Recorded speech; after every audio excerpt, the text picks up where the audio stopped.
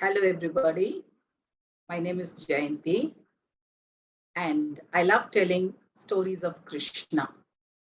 Today, I've chosen a story Krishna and Kalia. Krishna and his friends would go to a meadow for grazing the cattle every day. The meadow had enough grass and water for all.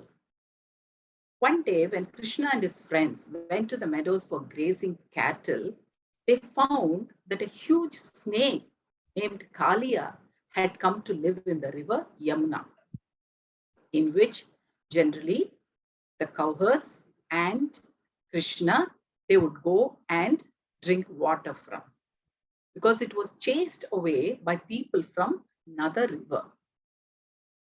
It was to this river every afternoon the cowherds they go and wash their hands and have lunch and drink water also from this. Kalia was a very poisonous snake. Soon, the river water became so poisonous that whoever drank water from it, they fell unconscious. All the fish in the river died because of the poison and began to float in the river even.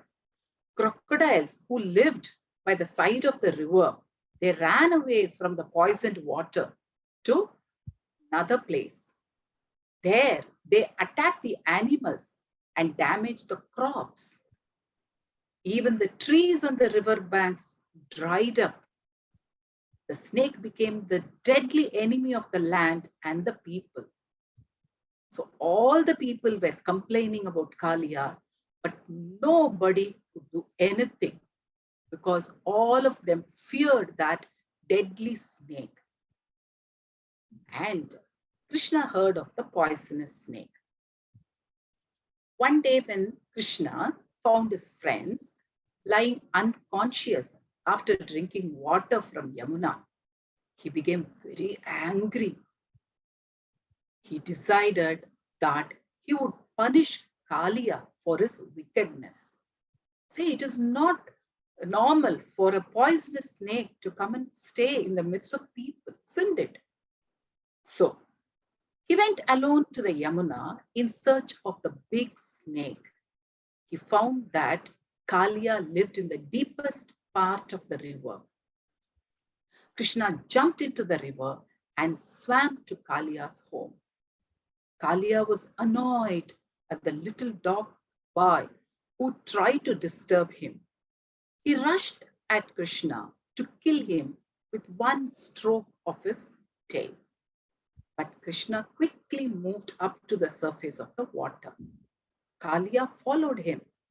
In a flash, Krishna got hold of Kalia's huge head and stood on it.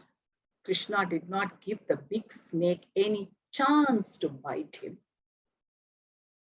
Kalia tried to shake him off, but Krishna stayed on Kalia's head. He performed a dance on the heads of Kalia. Takadimita, takadimita. It was such a beautiful sight for everyone to watch. And Kalia tried to twist himself around Krishna and squeeze him to death. But Krishna proved too strong for the snake. Kalia then dived deep into the water. He wanted to drown Krishna, but Krishna was able to stay without breathing for as long as he wanted. Kalia was forced to come up for a breath of air. He was very angry, but he was helpless. Krishna stayed on Kalia's head, then started kicking and stamping. Kalia struggled hard to throw Krishna off. With both hands, Krishna held the two sides of the snake's big head and kicked him as hard as he could. Hundreds of frightened people gathered on the banks of the Yamuna.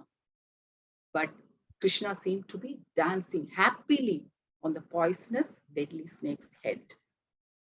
Slowly, Kalia began to lose strength. He was unable to bear the pain of Krishna's attack.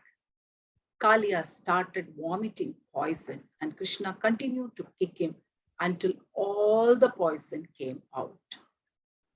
Kalia gave up the struggle.